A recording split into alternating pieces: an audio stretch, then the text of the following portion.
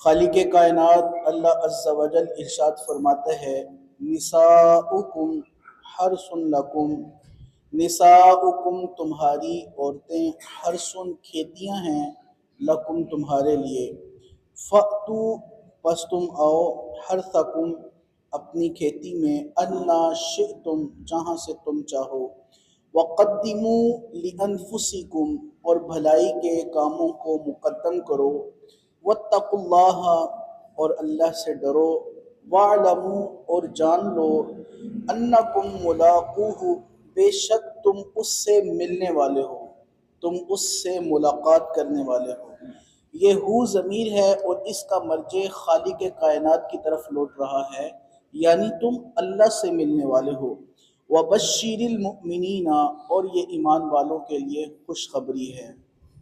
عزیزان گرامی قدر، یہ بڑی معروف آیت مبارکہ ہے۔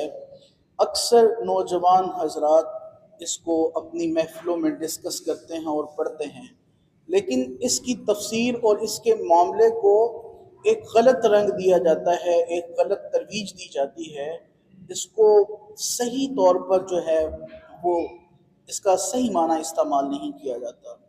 اللہ رب العزت نے ارشاد فرمایا، یہاں پر جو پہلی بات ہے، فرمایا کہ تمہاری عورتیں تمہارے لیے کھیتی ہیں۔ اس سے مراد کچھ اور لوگ کچھ اور لے جاتے ہیں، لیکن یہاں پر صاحب تفسیر نے لکھا ہے اس سے مراد یہ ہے کہ جس طرح تمہارے پاس کھیتی ہو اور تم اس میں ہل چلاؤ اور پھر بیج بو اور اس سے فصل کاشت کرو، فرمایا اسی لیے اللہ رب العزت نے یہاں پر تشبیہ دی ہے، فرمایا کہ تمہاری بیوی اولاد کے حصول کے لیے ہے کہ تم اس سے اولاد حاصل کرو، فقط منفعت حاصل کرنا یا قرب حاصل کرنا مقصود نہیں ہے۔ فرمایا کہ یہ تمہارے لیے، تمہاری بیویاں کھیتی ہیں تمہاری، اور ان سے اولاد کا حصول یہ نیت ہونی چاہیے۔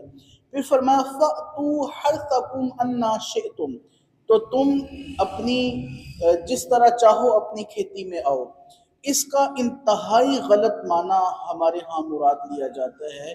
یہ بات سمجھانا مقصود ہے کہ اللہ رب العزت نے جو مخرج بنایا ہے منفعت حاصل کرنے کے لیے، جو اللہ رب العزت نے مباشرت کے لیے ایک سلسلہ رکھا ہے، اس کے علاوہ اگر کوئی عورت کے پچھلے مقام سے آتا ہے تو وہ گناہگار ہے، حرام کا ارتکاب کرنے والا ہے۔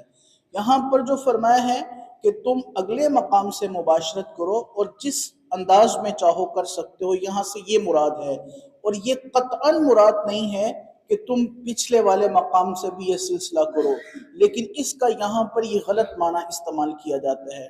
پھر فرمایا وَقَدِّمُوا لِأَنفُسِكُمْ، فرمایا کہ بھلائی کے کاموں کو مقدم کرو۔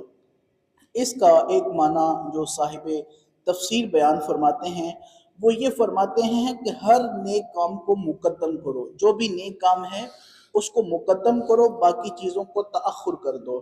ایک تو یہ معنی ہے۔ دوسرا معنی صاحب تفسیر نے یہاں پر بیان فرمایا ہے کہ جب تم قربت کا ارادہ کرو اور قربت حاصل کرنے لگو تو بسم اللہ الرحمن الرحیم پڑھو، اور بعد اس کے پھر تم قربت کرو۔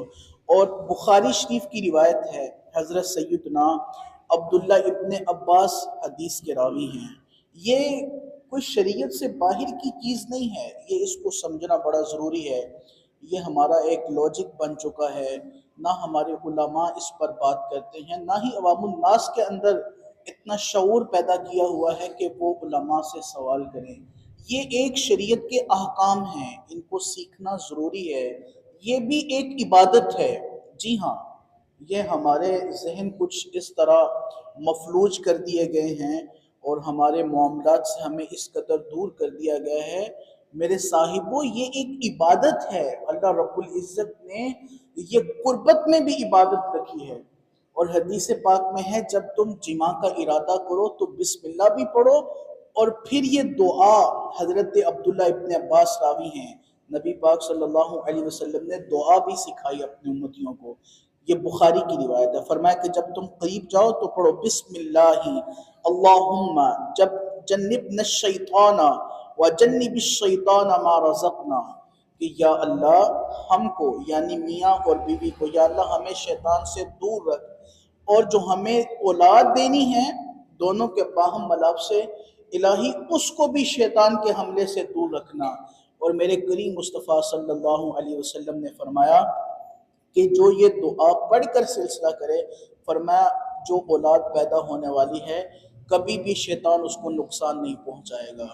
یہ سلسلہ کار ہے، یہ ایک طریقہ کار ہے، اور ہمارے ہاں بزرگوں نے لکھا ہے کہ جو مباشرت غیر شرعی طریقے سے کی جائے یا جس میں حیا کا دامن نہ تھاما جائے تو پھر اولاد بے حیا پیدا ہوتی ہے۔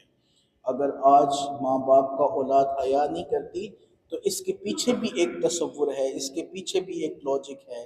تو یہ ایک بڑا سلسلہ ہے کہ جب بھی کسی چیز کا آغاز اگر اچھے طریقے سے کیا جائے، اچھے انداز سے کیا جائے اور شرعی طریقے سے، اسلامی طریقے سے، ایک سنت طریقے کو اپنایا جائے تو پھر وہ برکتوں کے حصول اللہ رب العزت عطا فرماتا ہے۔ لیکن اگر غیر شرعی طریقہ اپنایا جائے اور حیا کا دامن نہ تھاما جائے تو پھر اولادیں بے حیا پیدا ہوتی ہیں۔ یہ بڑی بزرگوں کی کہی ہوئی بات ہے، اور یہ جو بزرگوں نے نتائج اخذ کیے ہیں ان میں 100% حقیقت ہے۔ تو پھر اللہ رب العزت نے فرمایا کہ وَقَدِّمُوا لِأَنفُسِكُمْ، اور بھلائی کے کاموں کو مقدم کرو، اور فرمایا وَاتَّقُوا اللَّهَ، اللہ سے ڈرو، وَاعْلَمُوا، اور جان لو، أَنَّكُمْ مُلَاقُوهُ، وہ اس سے تمہاری ملاقات ہونے والی ہے، اس سے یعنی اللہ رب العزت سے۔ اور فرمایا وَبَشِّرِ الْمُؤْمِنِينَ، اے پیارے حبیب صلی اللہ علیہ وسلم ایمان والوں کو خوشخبری بھی دے دیجئے۔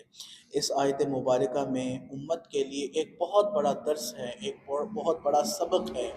خالق کائنات اللہ عز و جل کی بارگاہ میں سب مل کر دعا کرتے ہیں، الہی ہمیں قرآن و حدیث کے اسباق پڑھنے کی توفیق عطا فرما، قرآن حدیث کی آیات بینات کو پڑھ کر سمجھنے اور پھر سمجھ کر عمل کرنے کی بھی توفیق عطا فرما، آمین بجاہ طہ و یاسین۔ الصلاۃ